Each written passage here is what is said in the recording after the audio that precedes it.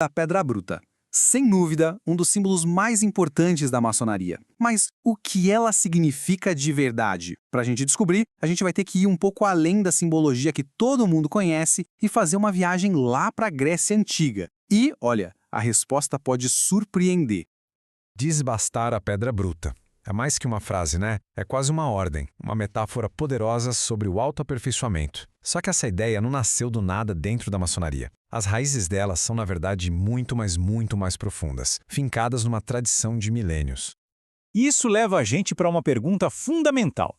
Afinal, de onde vem essa busca, essa vontade quase incansável pela perfeição? A resposta, como a gente vai ver, nos leva numa verdadeira viagem no tempo, de volta para os pilares do pensamento ocidental. Então, para a gente entender o que é a pedra polida, vamos seguir um mapa, ok? A gente começa com a pedra bruta e essa ideia de excelência. Depois a gente passa pelos pilares de beleza, força e sabedoria. Vamos ver o equilíbrio de Aristóteles, o ideal do cidadão e, por fim, o humanismo. Cada passo vai deixar a gente mais perto da síntese final. Bom, a primeira peça do nosso quebra-cabeça está no jeito como os gregos antigos enxergavam a perfeição. Para eles, não era um lugar onde se chega, um destino final. Era, na verdade, um processo, uma jornada contínua que nunca acaba. E a palavra grega para isso é arete. Arete. Ela pode ser traduzida como virtude ou excelência, mas o mais importante é não pensar nela como um troféu que se ganha e pronto. É muito mais como o ato de competir, sabe? É o esforço de todo dia para ser uma versão um pouquinho melhor de si mesmo. E é aqui que a conexão fica, cristalina. A busca grega pela arete é, na essência, a mesmíssima ideia por trás do desbastar a pedra bruta. São duas culturas separadas por séculos, descrevendo exatamente o mesmo processo, o trabalho sem fim de se aprimorar. Certo. Então, se a perfeição é um processo, qual é o objetivo? Que tipo de pessoa se espera construir com esse trabalho todo? Bom, para os gregos, a resposta era o que eles chamavam de homem completo, um ideal de equilíbrio e de harmonia. Esse ideal tem um nome bem específico, kalokagatia. É uma palavra fascinante porque ela é a união de duas outras. Kalos, que significa o belo, o estético, e agathos, que é o bom, o virtuoso. A ideia aqui é que não dava para ser de fato bom sem também buscar a beleza, a saúde do corpo e o desenvolvimento do intelecto. Era um equilíbrio perfeito entre corpo, mente e espírito. E o mais incrível é como essa trindade grega ecoa perfeitamente no simbolismo maçônico. O corpo, o físico, se conecta diretamente à coluna da força. A mente, o intelecto, a coluna da sabedoria. E o espírito, a harmonia, a coluna da beleza. São exatamente as mesmas três colunas que, simbolicamente, sustentam uma loja maçônica. Mas como é que se chega nesse equilíbrio na prática? Aristóteles, o filósofo, deu pra gente uma ferramenta muito poderosa: a busca pela virtude através do que ele chamou de justo meio. O conceito é mesotes, o justo meio. E a lógica de Aristóteles é de uma elegância. Toda virtude para ele é o ponto de equilíbrio perfeito entre dois vícios. De um lado você tem a falta de algo, do outro você tem o excesso. A verdadeira sabedoria, a prudência, está em conseguir navegar entre esses dois extremos e achar o centro.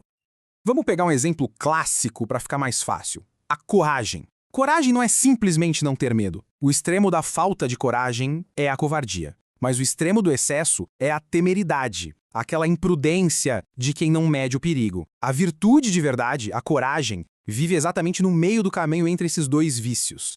E aqui a gente vê mais uma conexão espetacular. A prudência de Aristóteles, essa habilidade de achar o justo meio, tem um paralelo perfeito no compasso maçônico. O compasso simboliza justamente isso, a capacidade de medir, de limitar as paixões, de manter as ações sempre dentro dos limites da razão.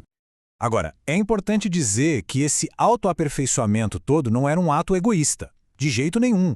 No pensamento grego, ele era profundamente social. A perfeição de uma pessoa só ganhava sentido de verdade quando era colocada a serviço da comunidade. O conceito que amarra isso é a paideia. E olha, isso ia muito além de uma sala de aula. Era um sistema completo de formação do ser humano que envolvia ginástica, música, filosofia. O objetivo final era um só: criar um cidadão virtuoso e útil para a polis, a cidade-estado. O paralelo aqui é direto, não tem nem como negar. O grego, como um ser político, um animal político, como dizia Aristóteles, usava a sua razão para o bem de todo mundo. Da mesma forma, o trabalho do maçom do seu templo interior não é um fim em si mesmo. Ele precisa ser levado para o mundo, para a reconstrução da humanidade. E tudo isso se apoia num último pilar: uma confiança profunda no ser humano, na sua capacidade de raciocinar, no seu potencial para entender e até transformar o mundo ao seu redor. A famosa frase de Protágoras resume essa revolução de pensamento. O homem é a medida de todas as coisas. Pensa só no que isso significa. Foi uma mudança radical que tirou o foco do divino, dos deuses, e colocou no ser humano. A razão, a lógica, a geometria, elas se tornaram as ferramentas para decifrar e moldar o universo. Essa visão de mundo é a semente do que séculos depois se tornaria o humanismo maçônico. A mesma confiança que os gregos tinham na razão e na lógica para entender o universo ecoa no princípio maçônico de valorizar o progresso humano e a liberdade de pensamento acima de qualquer dogma. Bom, depois de juntar todas essas peças, a gente finalmente pode perguntar: o que é, então, a pedra polida? Ela é basicamente a síntese de toda essa filosofia grega que a gente acabou de explorar. Mas antes da gente definir, é fundamental reforçar a ideia central. A perfeição não é um destino, mas um processo. A pedra nunca está pronta, acabada. O trabalho de desbastar é a própria jornada da vida. Então, a pedra polida, esse ideal que se busca, é o indivíduo que consegue incorporar esses 4 pilares gregos. É quem busca o equilíbrio da kalokagatia. É quem usa a razão para encontrar o justo meio, a mesote. Quem se entende como parte de um todo, formado pela paideia. E, finalmente, quem celebra o potencial humano através do humanismo. E assim a gente chega na reflexão final. Se a pedra bruta é o nosso estado natural e a pedra polida é um ideal que está sempre em construção, se a obra de fato nunca termina, a pergunta que fica no ar é: qual deve ser o próximo golpe do martelo?